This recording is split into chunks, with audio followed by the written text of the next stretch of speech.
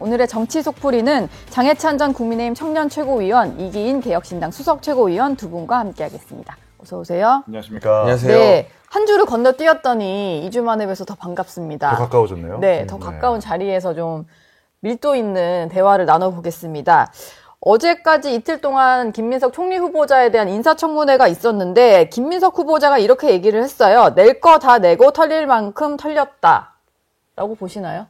저는 일단 이 청문회 과정을 보면서 너무 억울했어요. 무엇이요? 만약 우리 같은 젊은 요즘 시대의 정치인들이 뭐 8억, 6억이 아니라 한 600만 원, 800만 원만 잘못 받다가 걸려도 사회에서 매장당하고 정치 두 번 다시 하기 힘들 거거든요. 근데 김영란법 그 액수도 100만 원인데? 그러니까요. 예. 그러니까 지금 요즘 시대 동세대 젊은이들에게, 청년 정치인들에게 적용되는 도덕적 기준과 586 운동권들 이제 기득권이 되어버렸죠. 예. 그들에게 적용되는 도덕적 기준이 너무 다르구나. 사실 음주운전 같은 경우도 이건 김민석 후보자 건은 아닙니다만 네. 뭐 요즘 사람들 음주운전 하면은 정치 다시 하기 힘들잖아요. 그렇죠. 그런데 예전 분들은 윤창호법 이전의 음주운전 전과는 당연히 하나씩 있는 것처럼 대수롭지 않게 넘어가잖아요. 국회의원들이나 대통령실에 이번에 고위 공직자들도 보면 많잖아요. 전과가. 뭐 대통령부터가 그러니까. 네. 그런데 불법 정치자금으로 2번이나 유죄받은 분이 소명되지 않은 현금이 6억에서 8억 가까이가 있고 그걸 본인이 말로는 소명을 했지만 객관적 자료가 하나도 안 나왔거든요. 그러니까요. 하다못해 전처가 아들에게 보낸 유학비 계좌 송금 내역조차 제출을 하지 않았어요. 네. 그러면 이제는 정치인들이 한 10억, 20억, 30억 더 큰 돈이 나와도 이거 내가 출판기념회에서 한 5억 받았고 아들 결혼식에서 축의금이 또 한 3억 들어왔고 이렇게 말로 때우면 이제 다 넘어가는 거예요. 그러면 대한민국의 뇌물이나 정치자금으로 수사받을 사람이 이제 한 명도 없는 겁니다. 예. 어떻게 이렇게 헐거운 기준으로 이 총리 지명자를 검증할 수 있을까? 네. 그래놓고 상대당을 검증할 때는 깐깐한 도덕적 기준을 내세우잖아요. 무슨 과거에 페이스북에 글 한 줄 썼다고 난리가 나기도 하고. 네. 제 이야기입니다. 네. 그러니까 만약 민주당이 강한 게 많으셔가지고. 굳이 뭐 그런 얘기를 또 안 하셔도 돼요. 너무 억울해서.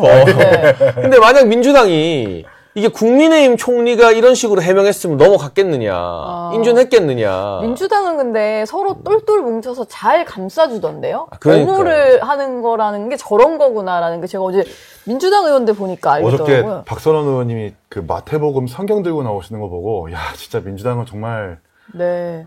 일을 해도 큰일을 하겠구나 생각이 들더라고요. 예. 사실 소돔과 고모라가 의인 10명이 없어가지고 망했다는데 네. 여기는 의인 1명은 무슨커녕 거의 간신만 있다 보니까 예. 저희 청문회 내내 좀 되게 불편했고요.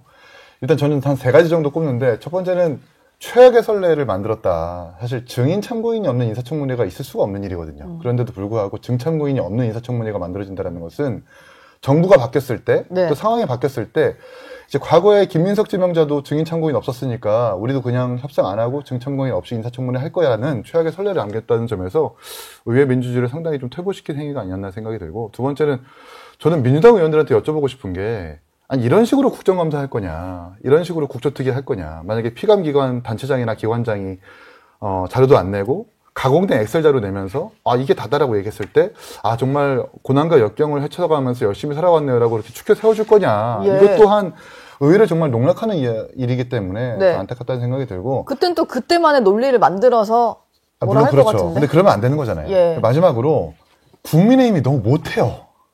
그게 제일 답답하셨구나. 너무 답답해요, 그게. 예. 이게 김희정 의원님, 부산 연제구 그분은 이제 조금 공격력이 있던데, 보통 이제 국정감사나 행정감사나 청문회 같은 경우에는 후보한테 나온 자료를 기반으로 질의를 하기도 하지만, 예. 정말 핵심적인 크리티컬한 자료들은 따로 취재를 해가지고 관계자들을 확보한 다음에 거기서 나오는 것들이 그렇죠. 좀 굵직굵직합니다. 네. 그런데 그냥 계속해서 자료 안 냈으니까 문제다라고 입씨름을 하고 있고, 그냥 뭐 계속 언론에 나온 것들로 재탕삼탕 하다 보니까 좀 맹탕이었고, 예. 이런 거 좀 답답했다라는 생각이 드네요. 그러니까 차라리 좀 정책 질문으로 들어가서 좀 후보자가 뭔가 총리로서 하겠다고 했던 걸 디테일하게 물어봤으면 그 답을 못하면은 사실 국민들이 보기에 좀 역량이 떨어진다라고 할 수 있었을 텐데 계속 무한 반복으로 재산 얘기만 하긴 한 것 같아요. 그 청문회 영상을 보고 있으면 했던 이야기 또 하고 하니까 예. 이걸 결사옹위하는 민주당에게 보수 진영에서 염증을 느끼더라도 아니 국민의힘 왜 이렇게 못하지? 왜 이렇게 답답하지? 무기력하지?라는 반응이 나올 수밖에 없었고요. 네. 정책 관련해서 국가 채무 비율 완전히 틀렸잖아요.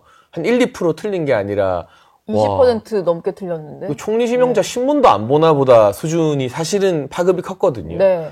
그러니까 도덕적 흠결만으로 낙마시킬 게 아니라 정책 역량에 대한 검증이 이제 청문위원들 사이에서도 역할 분담이 돼 있어야 되는데 그런 어떤 전략이 좀 부재하는 것 같았고 그리고 요즘 시대에는 네. 청문회에서 질의에서 신문 지면에 기사 나온다고 국민들이 그걸 보는 시대가 아닙니다. 유튜브나 온라인에 도는 짧은 거 영상으로. 네, 짧은 쇼츠 이런 것들이 화제가 돼서 100만 뷰, 300만 뷰가 터져야 국민적 여론이 고치가 되는데 네. 배추라도 한 포기 들고 나왔어야죠.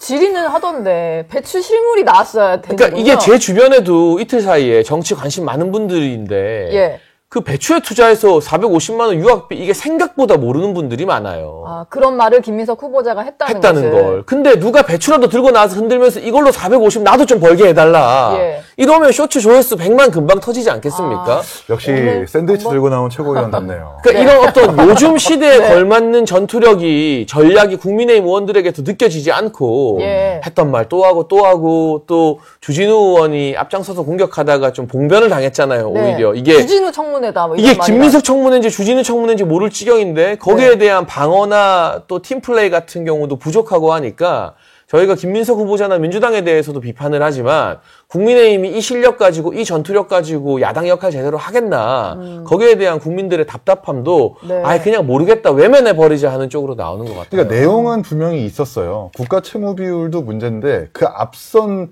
사전의 질의에 어떤 게 있었냐면 1년 국회의 본예산 규모가 얼마냐고 물어봤는데 아니 본예산 규모를 직접 알고 통과시킨 김민석 지명자가 그걸 모르더라고요. 예.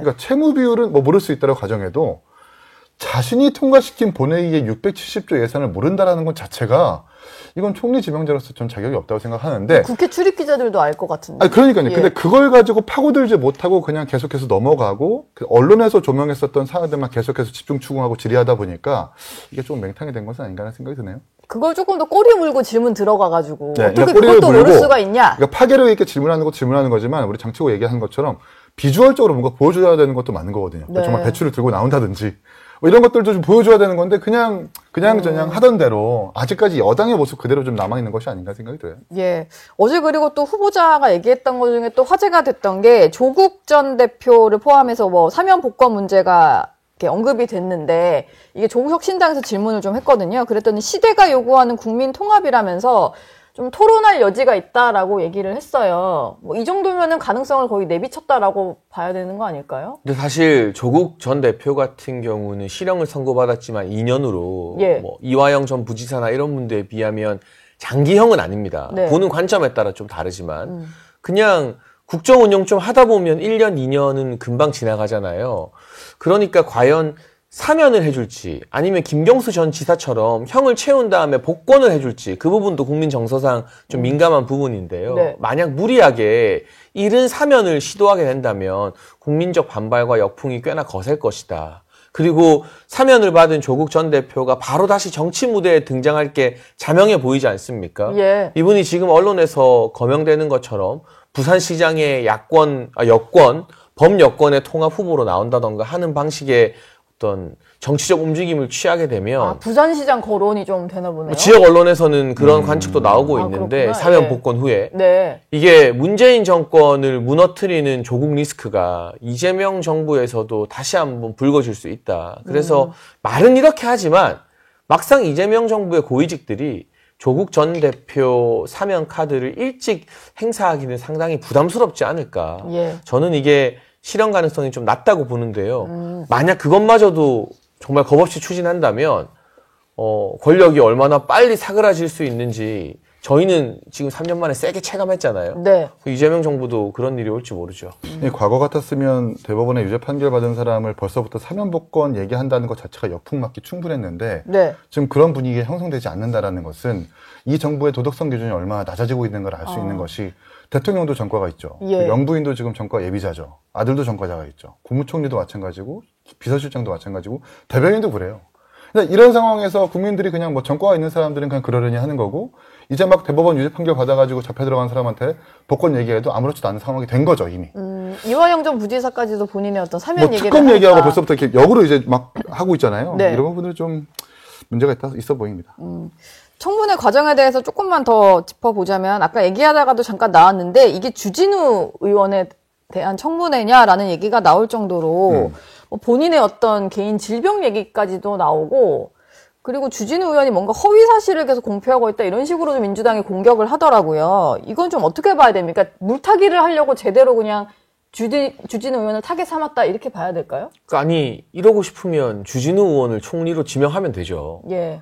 아니면 장관 자리라도 뭐 예. 법무부 장관 준이 많이 하던데 네. 장관 자리라도 주고 청문회를 하던가요. 그러니까 국회의원 정치인에 대한 검증이 필요합니다. 다만 이게 총리라는 대한민국 행정부를 이끌어갈 사람을 검증하는 자리에서 역으로 인사청문위원회 신상을 가지고 공격하는 건 예.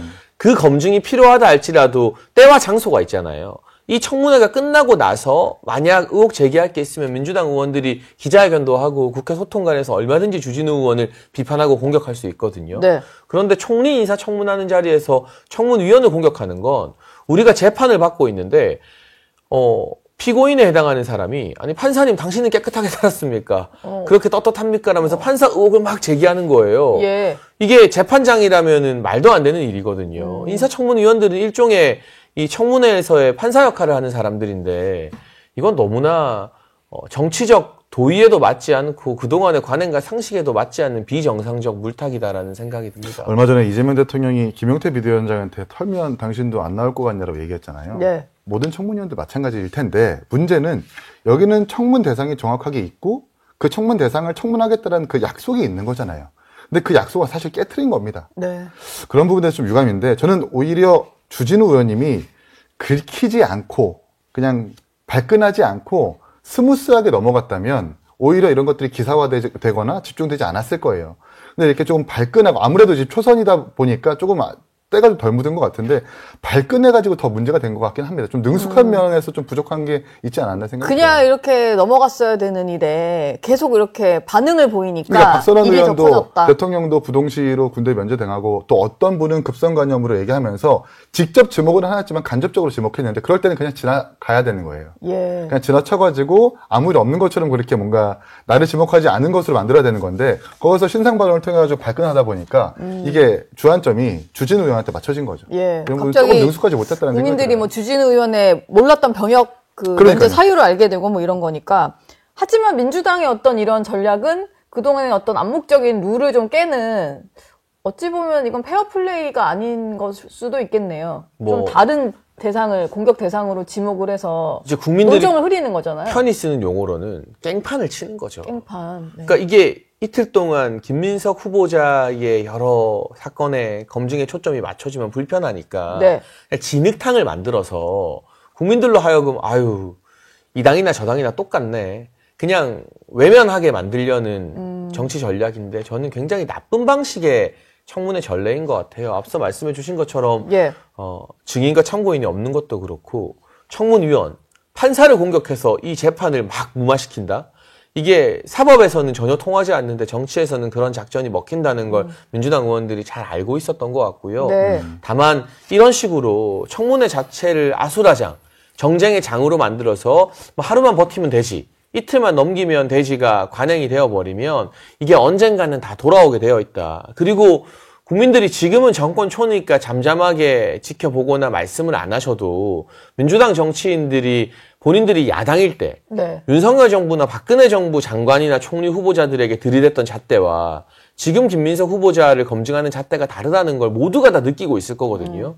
이게 시간의 문제이지 결국 언젠가는 다 돌아온다고 봅니다. 또 우리 국민들이 내로남불은 참을 수가 없거든요. 근데 한번 민주당이 내로남불을 했기 때문에 약간 조금 이제 좀 익숙해진 면이 없지 않아 있는 것 같아요. 그래요. 가장 문제는 또 이렇게 내로남불을 해도 그럼 계엄 정부는 이렇게 비교가 되잖아요. 더 큰 힘이 있어가지고. 그러니까요. 말에 그게 힘이 안 문제예요. 실리는 그러니까 이재명 대통령을 만든 것은 이재명 대통령이 잘해서가 아니라 윤석열 정부의 계엄 때문에 만들어진 거라고 저는 생각하거든요. 예. 그러니까 이제 대통령 정권 교체뿐만 아니라 지금 민주당의 어떤 청문회도 마찬가지예요. 이렇게 아무리 지적을 해도 그럼 계엄을 일으킨 당신들은 계엄을 박지 못한 국민의힘은 라고 물었을 때 할 말을 못합니다. 근데 어제 주진우 의원이 그래서 그 얘기하던데 나는 계엄 해제 참석했지만 네. 찬성 표결을 위해서 들어가서 표를 행사했는데 김민석 후보자는 불참했죠. 불참했다. 네. 이것도 좀 부각은 안 됐네요. 그러고 보니까. 그렇죠. 사실은 김민석 후보자 지역구가 영등포이기 때문에 예. 국회가 자기 담당이거든요. 그러네요. 그러니까 어디 지역구 일정 때문에 멀리 갈 일도 없어요. 지역구에 있었으면 올 수 있는 거리잖아요. 그럼요. 네. 그래서 사실은 국회의원에게 가장 좋은 지역구가 그 영등포다. 그렇죠. 국회가 있으니까, 여의도니까 라는 네. 말도 나올 정도인데 본인은 어떤 사유인지 모르겠지만 계엄해제 불참했거든요. 근데 계엄해제 찬성한 사람에게 그런 식으로 내란 공세를 공소당이다? 네, 펼치는 것은 모순이고요. 예. 앞뒤가 맞지 않고요. 사실은 민주당에서 그동안 지난 대선 과정에서 개혁신당 이준석 후보가 밖에서 경찰들에게 막혀서 국회 안으로 진입을 순조롭게 못한 걸 가지고도 막 이준석 후보를 비판했는데 네, 왜 적극적으로 안 들어왔냐 뭐 이런 근데 식으로. 정작 총리 후보자는 그날 어디 있었는지 모르는 거잖아요. 그러니까 정말 해명을 하고 공세를 할수록 뭔가 앞뒤가 안 맞고 내로남불인 게 그러니까 이준석 후보는 계속 드러나죠. 동료 의원들과 함께 저녁 식사 자리를 갔다가 이제 집에 들렀다가 갔다라는 걸 소상히 밝혔는데 네. 김민석 동선이 나오니까. 김민석 지명자는 그 동선 자체를 공개하기를 사실 꺼려하고 공개하지 않고 있어요. 네. 본인은 공개를 하지 않고 있는데 솔직하게 공개한 이준석 후보한테 뭐라고 하고 있는 이 모습은 어떻게 평가될지 잘 모르겠습니다. 이게 뭐 배추농사 이런 것보다도 이것도 조금 궁금한 부분이긴 해요. 국민들보다. 또 공격할 게 되게 입장에서. 많았는데 네. 사실 민주당의 물타기 전략에 국민의힘이 좀 말려 들어가면서 잘 못 살린 측면이 있죠. 그리고 논문 표절도 사실 비율이 상당하다는 거잖아요. 네. 41%나 지금 표절했다는 건 아닙니까? 예. 김건희 여사는 42% 표절해가지고 학위 취소되고 있는데 아, 1%포인트가 낮은 거네요? 그렇죠. 비슷한데? 네, 본인은 41% 표절했다는 것이 그 프로그램에서 나왔음에도 불구하고 여전히 당당하게 그냥 나는 그때 어떤 것이 표절인지 잘 몰랐다. 정확하게 학습받지 못했다. 죄송하다라고 그냥 넘어가는 네. 퉁치고 넘어가는 식을 보면서 야 정말 이게 국민의힘이 질의를 잘 못하는 것도 있지만 정말 뻔뻔하구나 생각이 들어요. 너무 이렇게 태연하게 설명을 하니까 뭔가 해명이 된 것 같다라는 느낌도 약간 드는데 또 오늘 아침에 올린 글을 보면 마지막에 국민의힘에서 원하는 자료를 내가 주기로 했었는데 이걸 못 기다리고 불참을 해가지고 마무리된 게 좀 아쉽다. 뭐 자료를 주려고 했는데 야당 의원들이 결국 불참을 해서 파행이 됐다. 뭐 이런 취지의 글을 또 오늘 아침에 올렸어요. 국민들이 이것만 보시면은 아, 야당 때문에 뭔가 마무리가 잘 안 됐구나. 우리 후보자는 자료 주려고 했는데 이렇게 생각하실 수 있을 것 같거든요. 그리고 누가 봐도 국민의힘을 약 올리는 글 같은데요. 예. 제가 볼 때는 배추 농사 투자도 저는 거짓말 같고요.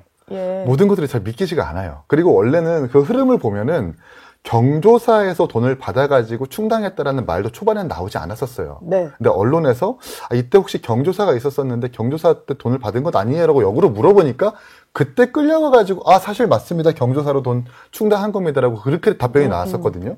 근데 배추농사도 사실 그 투자도 전 어떤 펀드인지 어떤 투자인지 잘 모르겠지만 예. 저도 좀 알고 싶네요. 그러니까 저도 알고 싶어요. 그러니까 배추농사 투자로 돈을 벌었다, 받았다라고 이야기를 할 수 있는데 그것이 어떤 공지 또는 어떤 루트로 나왔는지를 자료를 내야 되는 건데 네.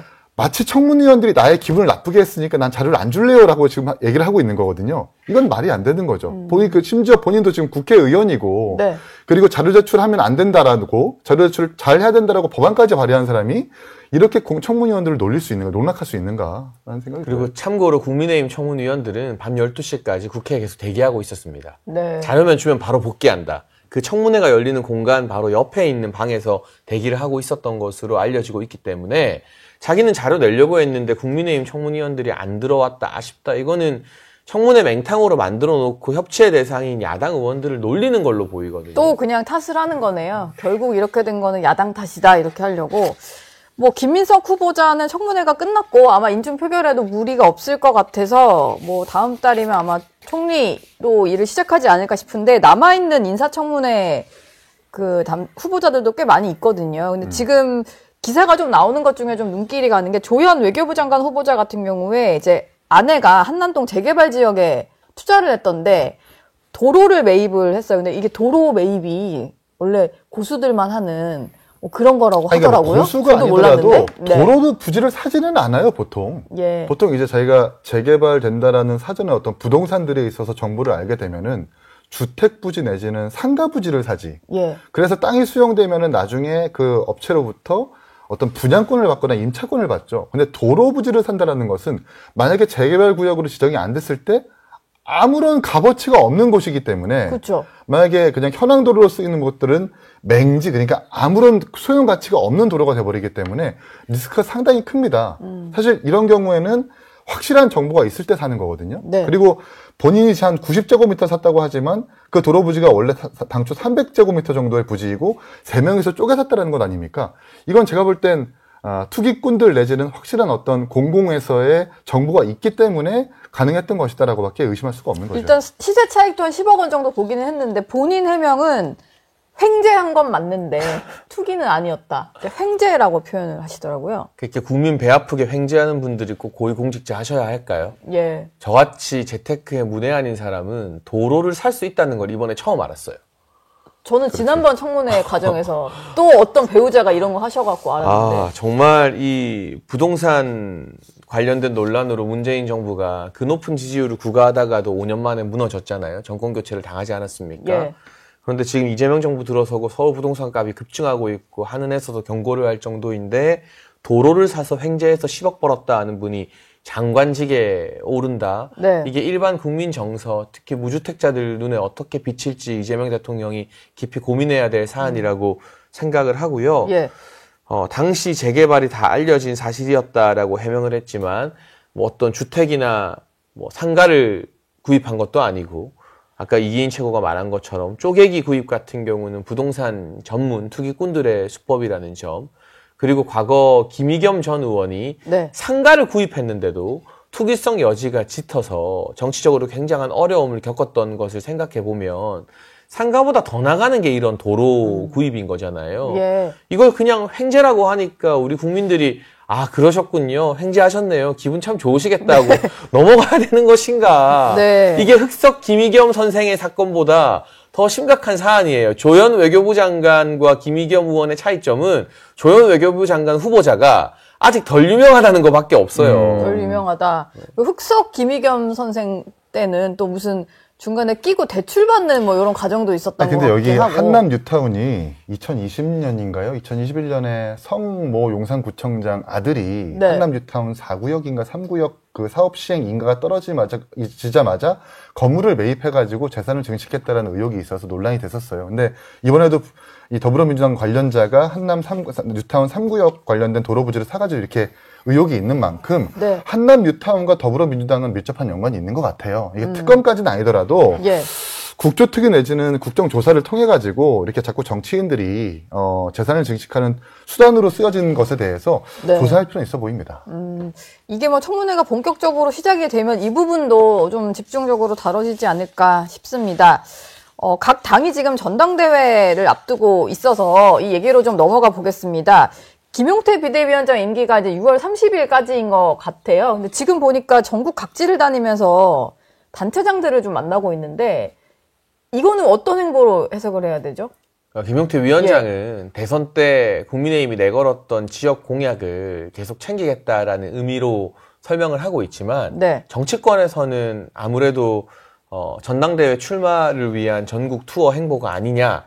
그리고 어느 정도 이번에 인지도를 얻고 주목을 받는 데는 성공하지 않았습니까? 뭔가 정치적인 영향력을 계속 행사하고픈 그런 의지라고 해석이 되는데 근데 네. 저는 안 하는 것보다는 뭐라도 하는 게 나은 것 같아요. 출마를 전당대회. 출마든 무엇이든 어쨌든 비대위원장이 지금 국회에 가만히 앉아 있어봤자 뭐 할 수 있는 게 없잖아요. 네. 이렇게 지역이라도 다니면서 이 국민의힘 소속 지자체 위원장들 사진이라도 한번 더 찍히게 하고 그걸 자기 정치라고 뭐 안에서 비판할지 모르겠지만 정치인이 자기 정치 해야죠. 그런데 그러면서 어쨌든 지자체장들에게도 스포트라이트가 한 번 더 가는 거잖아요. 네. 그러니까 제가 여러 개혁안이나 이런 정치적 방향에서 김용태 위원장과는 생각이 많이 다릅니다. 제가 비판도 많이 하고요. 그런데 어쨌든 지금 국민의힘 의원들 뭐 하는지 코빼기도 잘 안 보이고 무기력하고 지역구에서는 서울에 있다고 안 보이고 네. 서울에서는 지역구 챙긴다고 안 보이는 게 국민의힘 의원들 대부분의 일상인데 뭐라도 하잖아요. 뉴스라도 만들고. 그치. 뭐. 그러니까 저는 뭐라도 하는 거 자체는 나쁜 일이 아니라고 봐요. 그걸 가지고 나중에 전당대회에 출마하든 말든 그건 다 자기가 할 수 있는 역할이고 영역인 거죠. 예. 단체장들을 계속 만난다는 것은 내년 지방선거를 걱정하는 김용태 비대위원장의 마음이 좀 깃들어져 있는 것 같아요. 그냥 순수한 마음입니까? 아니면 전당대회도 약간은 생각을 하면 아니, 전 고민해 사실 가면서 순수한 마음이라고 전 해석하고 싶은 게 네. 대통령 파면된 직후에 비대위원장 맡는 거 쉽지 않거든요. 그리고 사실 지적만 받고 비난만 받지 칭찬받는 자리는 아닐 겁니다. 네. 그럼에도 불구하고 본인이 그렇게 독배를 들어가지고 윤석열 대통령과의 절연도 이뤄내고 어쨌든 5대 개혁안은 관철시키지 못했지만 그나마 당을 어쨌든 이만큼이나 좀 이렇게 회복시키고 유지시킨다는 것에 대해서는 김용태 비대위원장의 공도 분명히 없지 않기 때문에 거기서 더 나아가서 임기는 여기서 종료되지만 내년 지방선거도 분명히 이제 1년도 채 남지 않았거든요. 근데 정부 출범 이후에 1년에서 치러지는 지방선거는 사실 정부 여당이 대체적으로 가져가는 경향세가 많이 있지 않습니까? 네. 야당이 좀 불리한 선거입니다. 근데 그런 것까지 김용태 비대위원장이 좀 고려해가지고 하고 있는 행보로 좀 보여져요. 김용태 위원장에 대해서 지난주에 여기 이준석 의원이 출연을 했는데 본인이 김용태 위원장에게 전당대회 출마를 권유했다 뭐 이런 얘기를 했거든요. 네. 그리고 어제는 또 뭐 그런 얘기가 나오던데 안철수 의원이 전당대회에서 이기길 바란다. 이준석 의원은 지금 뭐 김용태, 안철수 두 분을 좀 응원하시는 건가요? 그러니까 뭐 한동훈 대표도 거론하기도 했고, 그러니까 김용태 비대위원장, 안철수 의원, 한동훈 대표 모두 다 공통점이라고 하는 것이 당에 자꾸 개혁 쇄신을 얘기하는 사람들인 거잖아요. 예. 계엄에 반대하고 탄핵에 찬성했던 사람들이기도 하고요. 네. 그런 점에서 봤을 때 국민의힘이 어쨌든 대한민국의 큰 보수 정당이다 보니까 잘 되길 바라는 마음으로 그렇게 말씀을 해주신 것 같고, 네. 김용태 비대위원장한테 전당대회를 나가라고 하는 것은 그 5대 개혁안이 너무 아깝지 않았나라는 생각이 있었기 때문이라고 좀 봐요. 5대 개혁안 몇면 보면은 저희 개혁신당이 봐도 일리가 있고 합리적이라고 좀 판단하는데 네. 그냥 정치인들 앞에 가로막혀가지고 관철이 안 된 것 아닙니까? 그러니까 당원들한테 정확하게 묻고 그 5대 개혁안에 대해서 다시 한번 드라이브를 걸어라라는 취지로 그렇게 전당대회 출마를 제안하는 것이 아닌가 하는 생각이 듭니다. 지금 저희 그 스탭들이 뭘 띄워주셔서 제가 뭔가 했는데 김민석 후보자가 그 계엄 표결 당시에 올린 SNS 글 같은데 감기가 심하게 와서 10시쯤 약을 먹고 잠들었다가 그 잠이 깨서 이제 뒤늦게 왔나 봐요. 뭐 그런 얘기가 적혀 있는 SNS 글이 있었네요. 지역구가 국회지만 못 왔던 이유를 저렇게 괄호에 감기까지 와서 약을 먹고 잠들었다 이렇게 설명을 좀 한 것 같습니다. 두 분 얘기를 좀 마무리를 해야 되는데 마지막 이 질문을 드릴게요. 근데 이게 제가 오세훈 시장님께 전화를 드려볼까 하다가 확인을 미처 못하긴 했는데 어제 보도로 알려지기로는 오세훈 서울시장이 이제 최근에 국민의힘 소속 원외 당협위원장들을 만나서 얘기를 하는 과정에서 개혁신당과의 합당 가능성, 합당 필요성, 그리고 이준석 의원도 그래서 합당 이후에 국민의힘의 어떤 전당대회에 나와야 된다. 뭐 이런 얘기를 했다라고 해요. 이건 어떤 의미로 원외위원장들에게 한 얘기일까요? 뭐 당연히 보수 재건을 위해서는 이준석 의원과 개혁신당도 한 축이 되어야 한다는 것 같고요. 이번 대선에서 개혁신당이 가능성도 보여줬지만 한계도 명확하게 보여줬죠. 네. 그러니까 밖에서 쟤네 다 틀렸어. 쟤네 다 나빠. 라고 하기에는 양당의 대안이 될 수 없다는 냉정한 현실 인식이 아마 개혁신당 우리 이기인 수석이나 이런 분들한테도 내심 있을 겁니다. 예. 결국 호랑이 잡으러 호랑이 굴에 들어간다는 YS의 각오를 이준석 의원이나 개혁신당 구성원들이 언젠가는 되새길 때가 지선 전에 올지 총선 전에 올지는 모르겠지만 그리 멀지 않은 미래에 올 것이라고 보고요. 그러면 그 개혁 노선을 가지고 국민의힘 내에서 과거에도 이미 해봤지 않습니까? 전당대회에서 당원들을 설득하는 것. 네. 그런 어떤 다양한 목소리가 국민의힘 중심으로 그때 당명이 국민의힘일지 또 뭘로 바뀌어 있을지는 모르겠습니다만 일어나야 된다는 거고 저는 오세훈 시장의 이런 행보를 주목하는 게 그동안은 서울시장이라는 이유로 정치를 안 하셨거든요. 네. 정책에만 치중했어요. 그런데 지금 이 계엄과 탄핵 이후 대선 패배 이후 국민의힘이 사실상 무주공산 상태입니다. 서울시장을 다시 한다고 해도 오세훈 시장 같은 분들이 주도적으로 정치를 하면서 당을 이끌어가지 않으면 보수 재건이 점점 더 요원해질 수 있기 때문에 앞으로도 꼭 지선을 염두에 둬서가 아니라 지선 이후에도 오 시장이 계속해서 당내 정치인들을 자주 만나고 지금 당의 친오계라는 계파는 형성이 별로 안 되어 있잖아요. 그렇죠. 이게 오세훈 시장의 위상을 생각하면 굉장히 초라한 일이거든요. 어떻게 보면 정치를 더 적극적으로 해야 하는 그 시발점이 되었으면 하는 바람입니다. 계속 이렇게 러브콜이 오는데 개혁신당은 어떤 입장이신가요? 그러니까 이준석 대표도 그렇고 저희 당 구성원들도 그렇고 저희는 처음부터 지금까지 뭐 개혁적이고 합리적인 정당과 인사들이라면 언제든지 연대할 수 있다라고 주장하고 있는데 지금 국민의힘이 사실 그래 보이지는 않아요. 개혁은 네. 요원해 보이고 다시 한번 친윤 인사가 원내 사령탑을 맡은 점도 그렇고 그리고 민주당 앞에서 쪽도 못 쓰지만 당내 비주류인 어떤 소신파들한테는 막 으스대고 깡패처럼 대하는 그런 방구석 여포 같은 정당으로 좀 보기 때문에 네. 지금은 연대와 어떤 통합을 얘기하기엔 좀 이르다는 생각이 들고 좀 부정적인 생각이 들고 오세훈 시장 같은 경우는 사실 지금 지방선거가 1년도 채 남지 않았기 때문에 되게 답답할 거예요. 네. 개혁이 요원해 보이고 5선을 좀 앞두고 있지만 선거에서 사실 질 것이 뻔하니까 그런 점에서 봤을 때 개혁신당이라도 운운해가지고 언급해가지고 질게 뻔해요. 이거 너무 깜짝 놀라겠는데 서울시가. 사실 지금은 예. 그렇습니다. 근데 네. 개혁신당을 언급해가지고 뭔가 개혁의 기치를 올릴 것 같은 이미지를 주고 싶다라는 의지로 좀 보여져요. 뭐 그런 부분들은 뭐 평가할 만하다고 생각합니다. 알겠습니다. 오늘 두 분 말씀은 여기서 마무리하겠습니다. 감사합니다. 고맙습니다.